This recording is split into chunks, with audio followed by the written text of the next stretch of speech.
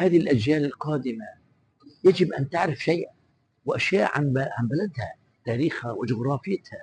يجب أن تعرف أشياء عن رجالاتها، عن الأحداث التاريخية اللي مرت في البلد.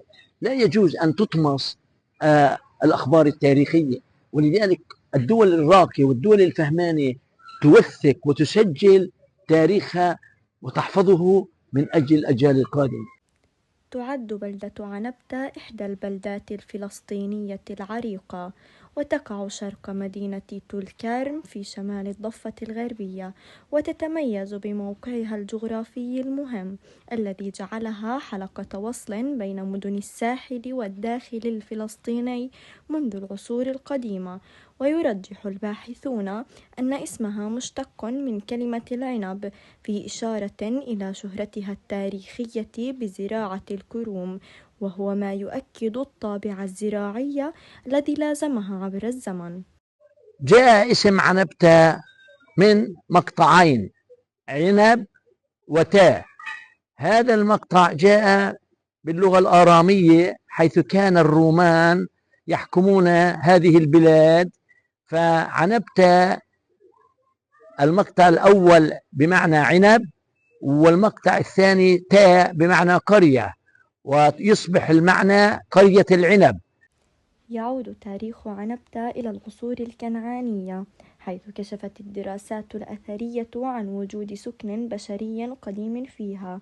كما مرت البلدة بمراحل تاريخية متعددة خلال العهدين الروماني والبيزنطي، ثم الإسلامي فالعثماني. وقد احتفظت عنبتة خلال هذه الفترات بدورها الزراعي والتجاري، مستفيدة من أراضيها الخصبة وموقعها على طرق القوافل القديمة. تأثرت عنبتة بالأحداث السياسية إلى حد كبير. أولا بالنسبة للاحتلال الإسرائيلي، قامت هنالك انتفاضات. منذ أن بدأ الاحتلال الإسرائيلي قام الشعب يدافع عن وطنه، ولذلك سقط شهداء كثيرون وهم يدافعون عن الوطن. والانتفاضة الأولى والانتفاضة الثانية، ولحد الآن نحن في انتفاضات مستمرة، لأن العدو أوغل في عدائه وفي عدوانه وفي ظلمه للشعب. في العصر الحديث شهدت عنبتة تطورات عمرانية واجتماعية ملحوظة، واصبحت مركزا مهما للخدمات في المنطقة الشرقية من محافظة طولكرم.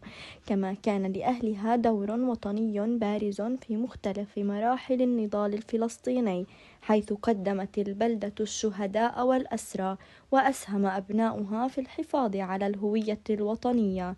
واليوم تواصل عنبتة مسيرتها في الحفاظ على إرثها التاريخي، مع التطلع إلى مستقبل يعكس عمقها الحضاري وأصالتها الفلسطينية.